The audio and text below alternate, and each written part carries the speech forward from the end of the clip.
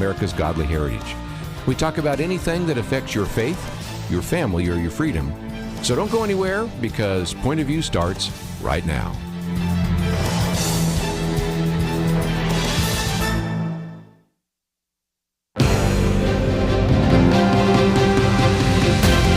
Across America, live, this is Point of View.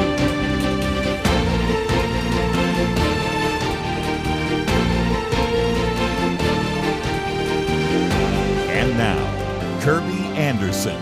Thank you for joining me. It is the Wednesday edition of Point of View, and as you might imagine, we're going to spend just a little bit of time talking about the issue of the shutdown, and we'll get into that with some detail for a while and then move on to other topics, one of which I want to talk about, and that is the argument that maybe we have a peace deal in Gaza. I'm not going to get my hopes up too much, but I did want to at least give you some of the background on that. And also, I might just mention as program note, in the next hour, we're going to have a guest on who is very well known as an expert on this issue of homelessness. And I think that is a topic that we have addressed. I've done a booklet on a biblical view on homelessness, and this book, resource, articles, variety of things that we're going to mention will be helpful as well. And then we'll get back to some concerning issues of what's happening in our public schools, which, again, are topics we address so often here on Point of View. So if you want to join us a little bit later, we'll open up the phones, give you a chance to join the conversation. And if you have an opinion, we always welcome it. Let's, if we can, mention that we are, again, in shutdown territory. If I've counted correctly, we've had 22 funding gaps, and 10 of those are full shutdowns. The most recent one was the longest one we've had, which went 35 days. Sometimes the shutdown lasts a day. This one's going to last a lot longer than that. I can guarantee that prediction will be accurate. The longest lasted in 2018 to 2019 for 35 days. That is of concern because, as we've pointed out before, there are certain things that do get cut off, but that usually happens after a lengthy period of time. You have in the past furloughed up to 800,000 workers, and as we pointed out just the other day, even if they are not working today, they will sooner or later, and it certainly would be a little bit later, still receive their paycheck. Matter of fact, their paycheck's coming out at the end of this week, so they're getting paid for what they did already, so nobody's affected financially at the moment. But if I remember right, the next payday is on the 20th. I think that's correct. And so if they aren't working then and we haven't resolved it by then, well, then maybe that's going to affect the pocketbooks of some of the federal bureaucrats. But again, members of Congress will continue to be paid, as I've pointed out before. That's the 27th Amendment. Can't change that. U.S. Capitol Police, security operations are not going to be affected. TSA, they're not going to be affected. Although many of the people I will mention as we're going through this will not receive pay on the 20th if this thing has continued. Of course, Social Security, Medicare, Medicaid will continue to run.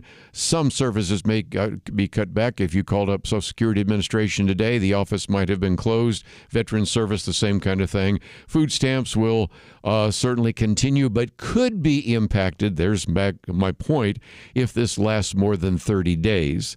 If you are in Washington, D.C. right now, you will notice that a lot of things have shut down. There's no Capitol tours, flag operations ended, restaurants, barbershops, garbage, even the national parks not open. So quite a bit. You might want to, for just a few minutes, ask the question, which is a reasonable question, since sometimes the mainstream press doesn't do a good job of giving you a background. How did we get here? Well, it was almost 2 weeks ago when the House of Representatives, led by Speaker of the House Mike Johnson, voted to continue funding the government. This is what's called a continuing resolution. Just a minute, I'm going to pull a very good piece from Ryan Dennison, who is the son of Jim Dennison, but nevertheless, we'll talk about why they don't have a budget, but that's been another issue for sure. But nevertheless, that was a funding proposal that would keep the government open till November 21st. Yesterday there was a vote and it lost 55 to 45, or it passed 55 to 45, but you need 60 votes, as you know, to get cloture. And what was interesting is you had Democratic Senators John Fetterman from Pennsylvania, Catherine Cortez from Mosto from Nevada, as well as what you would refer to as an independent, although he always caucuses with the Democrats, Angus King of Maine. She had three of those. And then, of course, you also had one Republican, that is Rand Paul, who voted against it. He would certainly vote with it if indeed it was going to be close. This was, of course, if nothing else, another protest vote for the fact that we can have a $37 trillion national debt and we still can't even come up with a budget. So some of the things that have been said, Senator Ted Cruz said, I don't think we're going to be able to do much more than just try to keep the lights on. But first, the Democrats have to rage into the night, was his line. The one that's probably gotten the most criticism was President Donald Trump said a lot of good can come from shutdowns. We can get rid of things that we don't want, and those would be Democrat things. And so far, we've seen that to be the case because, as you know, I mentioned that the Office of Management and Budget had already suggested that indeed, if we're going to send these individuals home, maybe we might just send them home permanently.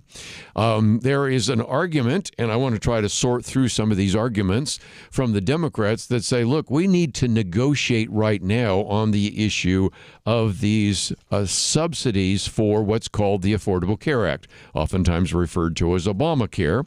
And everybody from the Vice President, J.D. Vance, to John Thune, who is the Senate Majority Leader, said, look, negotiations will happen when the government is open.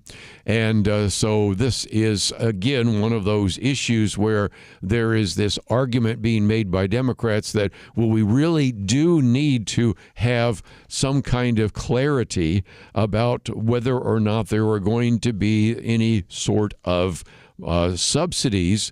And one of the individuals making that case is Richard Blumenthal, Democrat, senator from Connecticut, who said, my constituents have to make decisions about whether they're going to buy health insurance in roughly 4 weeks. And they need to know whether or not they have the subsidies that are available. Now, the bottom line is that's still 4 weeks from now. There's nothing that would suggest we couldn't pass a continuing resolution. And the argument that is being made by the Democrats, and this one I just don't think it stands up to any kind of scrutiny, is that this was a partisan bill.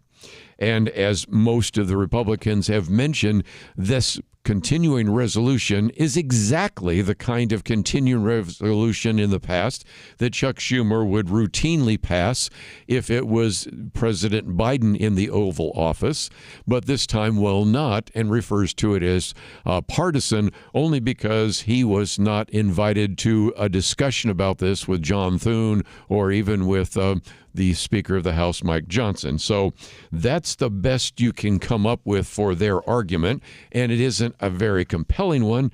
But when we come back, I want to just spend a little bit of time looking at our first article, because what it reminds us is this idea of passing a continuing resolution is not the way to fund the government.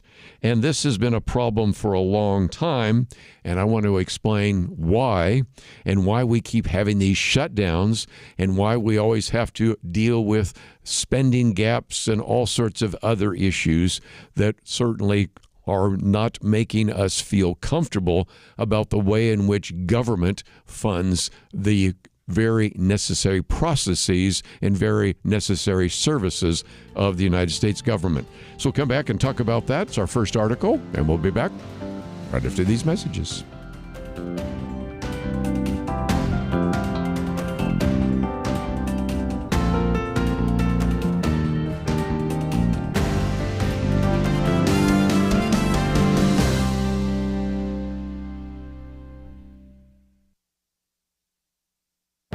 This is Viewpoints with Kerby Anderson. The American Psychological Association released a health advisory on social media. In fact, the report offered 10 recommendations that involve various forms of monitoring, training, and technical adaptations to blunt certain adverse effects of social media. James Spencer with the D.L. Moody Center was on my radio program recently to talk about the advisory, but also to broaden the discussion of the place of technological advancements in our society. And we talked about everything from social media to artificial intelligence. He's concerned that these technological platforms have become an inevitable part of modern life, even though we know the problems linked to them. And his family has actually taken steps to limit social media, but still found some of the negative influences. He also reminded us that the advisory is more than a decade after the significant changes in social media have already been implemented. Twitter released the retweet function in 2009, Facebook added the comment section in 2008 and the like button in 2009, and Instagram launched a standalone platform in 2010. As a society, we've engaged in a social experiment. The current advisory is too little, too late. He then reminds us how fast AI is coming into our lives. ChatGPT reached 100 million users in 64 days. Once again, we are moving at an increased rate and engaging in a social experiment. This time, the social experiment is with AI without knowing any of the consequences. Let's hope we don't have to wait another decade for an APA advisory on AI. The obvious conclusion is for parents and grandparents to step into the lives of their children and grandchildren and limit these new technological advancements. I'm Kerby Anderson, and that's my point of view.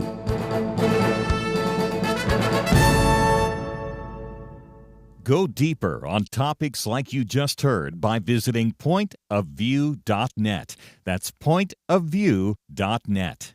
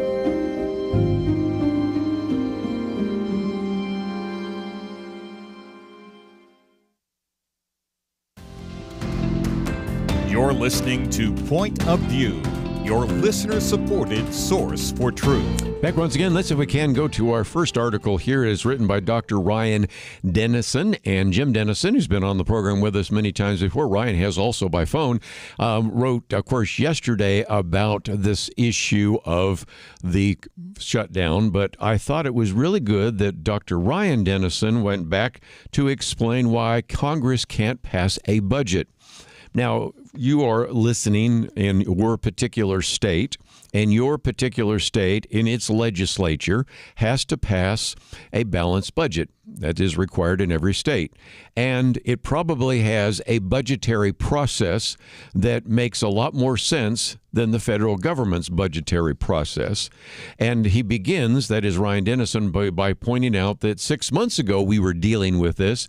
And back then, the Senate Minority Leader, Chuck Schumer, gathered enough support to pass the continuing resolution, which got us to the end of our fiscal year, which was yesterday, September 30th. Now it's October 1st. And by the way, the one that was passed by Mike Johnson only gets us through about 7 weeks. So it's not really that great of a challenge there to actually go along with that. But the problem is when Chuck Schumer went along with Donald Trump, then he was being accused and criticized from everyone on the left because he worked out this compromise. Just the other day, he floated the idea of a week-long stopgap funding bill, and even there was criticism of him suggesting that as well. So in some respects, he probably feels like his hands are tied, but there's a much bigger issue, and it brings us back to this article by Ryan Dennison, and that is simply this. Congress actually has only passed a budget, if you're really counting accurately, 4 times since 1977. Only 4 times have we actually passed a budget. Now, to be fair, lots of times the budget was passed in the House of Representatives and it went to die in the Senate. So let's give partial credit there. But a lot of that has to do with some decisions that were made a long time ago.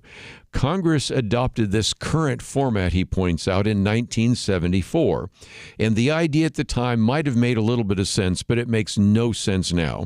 And that is, instead of funding the bill as it stands, what you did was you split government funding into multiple bills under the theory that it would be easier to find common ground. And so whereas, and I'll use the state of Texas since I live here today, and of course I used to grow up in California, I can speak to that as well. Most of these major states have a bill where you have an up or down vote on the entire bill. But instead, what you have are these different kinds of appropriations bills for different departments. And so as a result, you never can herd all the cats together to get a final vote. Now, again, let's give some credit. There have been some times in which the House of Representatives has been able to herd the cats enough to get that vote, but it's went most of the time nowhere in the United States Senate. And so as a result, Ryan Dennison points out that given that 147 of the 149 appropriation bills signed into law since 2012 were passed through as an omnibus bill, this shows the problem. And that is, these just omnibus bills, these are just continuing resolutions. And so as a result, there is really no true budgetary process. If I sound just a little bit bleary-eyed for another organization I work for, I've been working through a budget, and I've been trying to make sure all the budget that we originally had, now that we're 2 months now, 3 months into it, you can kind of do some massaging of what you thought was going to be a budget for 2025, 2026. And I've been kind of making my way through that. Anytime I've had Kelly Shackelford in here, I said, Kelly, now at First Liberty Institute, you have to come up with a budget every year. As a matter of fact, I imagine most of you that have any kind of church leadership, maybe some of you are elders, deacons, whatever, you probably have a budget there too. The federal government does not have a budget, and this, of course, is the problem. Now, the argument used to be, well, that's okay because then we can sometimes on these omnibus bills add all sorts of different kinds of ornaments on this Christmas tree, and as a result, we can move through some things that would probably be eliminated in the budgetary process. And given the fact that the assumption sometimes is that Republicans actually want a smaller budget and a smaller government than Democrats, although that isn't always true, but we'll take that at face value. They will go along with this because they want to make sure that certain aspects of the federal government get funded. Here's the difference, and that's what Ryan Dennison points out. Because of the passage this last year of the One Big Beautiful Bill, you remember we talked about that, it provided alternative sources of funding for the Defense Department and for the Department of Homeland Security. Those tend to be right now, being all sorts of reasons why those would be the most significant areas of concern for Republicans, then might be a little less pressure on them as well. And also the other side of that, as they pointed out yesterday, the Office of Management and Budget has put out a memo saying that if you head up an agency, you can, quote, use this opportunity to consider reduction in force notices for all employees in programs, projects, and activities that meet a certain number of criteria, 3 criteria in particular. And given the fact that the administration is primarily responsible for determining how many workers are essential in the executive branch, then the implication is if you were sent home last night or this morning, or however you want to see when that particular memo or email arrived as non-essential, maybe the government will decide not to call you back once we have the end of this shutdown. And that has put, if you will, almost like, I hate to use the illustration, a loaded gun to the head of some of the Democrats. Because now, if anything, this seems to be providing even more opportunity for all sorts of individuals in the government to begin to strip down areas of the government that maybe DOJ wanted to strip down or did but didn't get full funding for. And so you can begin to see that this is in some respects, a very different kind of shutdown than the one that we had before. But again, let's come back to our article that we have, and that is the other day. Of course, you had the Senate Minority Leader Chuck Schumer. You had the Senate Majority Leader John Thune. You had the House Minority Leader Hakeem Jeffries, and you had Speaker of the House Mike Johnson meeting with President Trump. And even the fact that they were meeting, I think, put some pressure on Chuck Schumer, especially when he had floated the idea of at least having a week-long stopgap funding bill, and that for some of the progressives in the party seemed like it showed that Chuck Schumer was trying to wiggle out of another shutdown and begin to betray his party. So we can begin to see that this is going to be an issue. And of course, you will be over the next couple of weeks, whether we have a shutdown or not, talking about what were at the time temporary subsidies for the Affordable Care Act. And these were implemented when? Well, that was in 2021 because of the pandemic and lockdown. But let me emphasize the word temporary. And these will eventually no longer exist after the end of this calendar year, which would be December 31st, 2025. Now, I do understand the argument being made that in a few weeks, but it's still 4 weeks away, individuals are going to be deciding if they're going to sign up for Affordable Care Act, and they will want to know whether the subsidies are there. But there, I think, is plenty of time for a Congress which sometimes moves at a glacial pace to actually address some of those issues. So just thought I'd give you as much of an update as I can. We're going to move on after the break to the Gaza peace deal because that's in the news, and we really haven't had time to talk about that.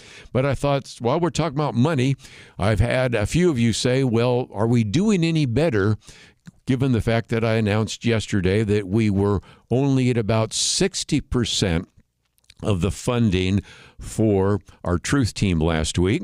And the latest printout I have is now we're up to 68%. So 32% to go. But if you were wondering, now we're 2/3 of where we were before. And that is encouraging. And thank you so much for your possibility of, even after the fact, joining with us. Again, you can go to the website. There's a link there. If you never have had the chance to make your pledge or to send in a gift, you can click on that button that says Join Now, and certainly did want to give you an update. The latest update is 68%. Doing better. We'll take a break. We'll cover some more very important issues right after this.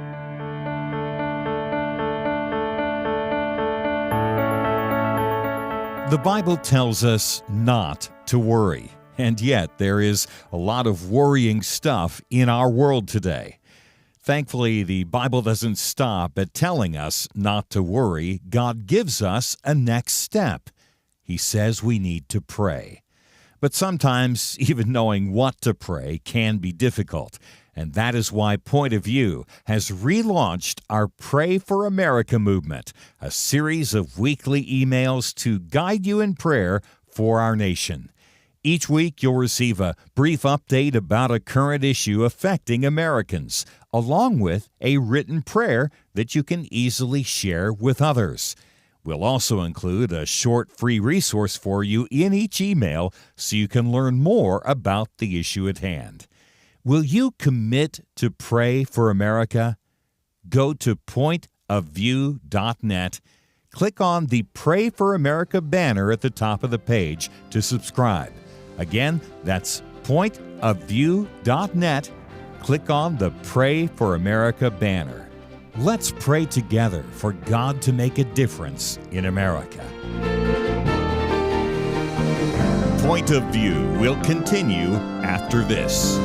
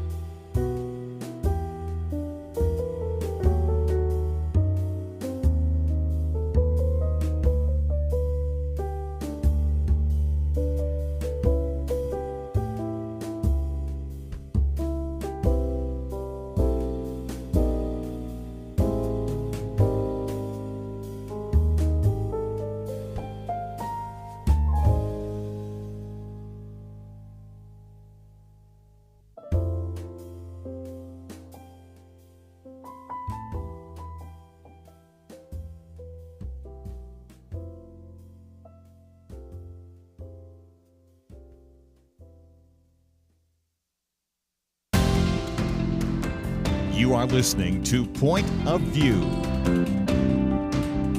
The opinions expressed on Point of View do not necessarily reflect the views of the management or staff of this station. And now, here again, is Kerby Anderson. Back once again, if you'd like to join the conversation, that number is 1-800-351-1212. Again, I wanted to let you know that we are encouraged to see some of the other individuals that have supported this ministry, and if you'd like to do so, you're free to do so by going to the website, pointofview.net.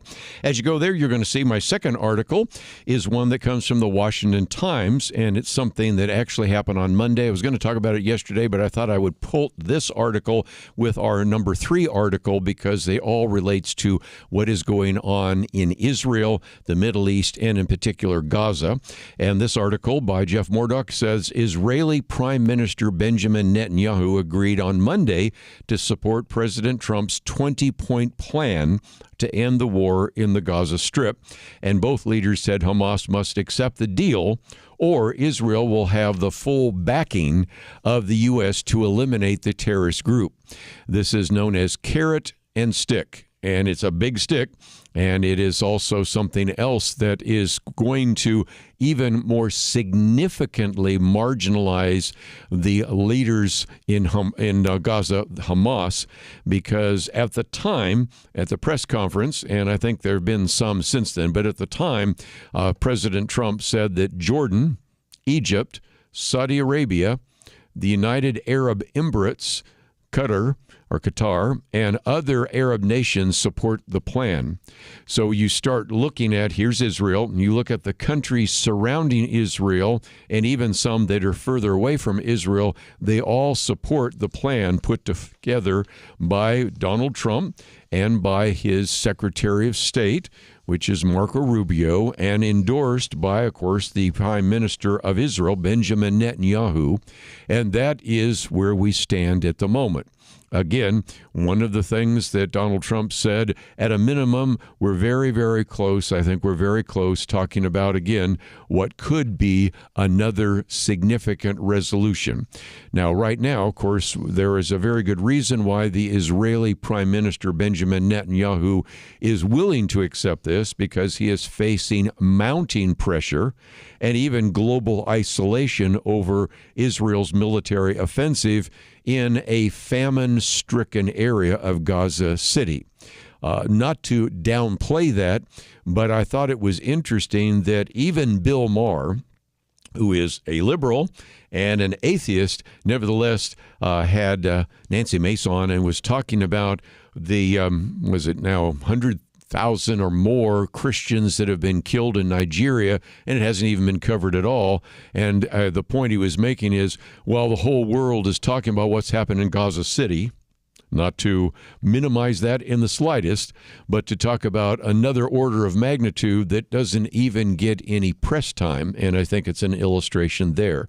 Again, if you're not familiar, we could go into that in some detail about how even when the food arrives, Hamas takes it, raises the price, uses it to keep themselves in power, and there's just all sorts of corruption, which I'm sure does not surprise any of you of what's going on there.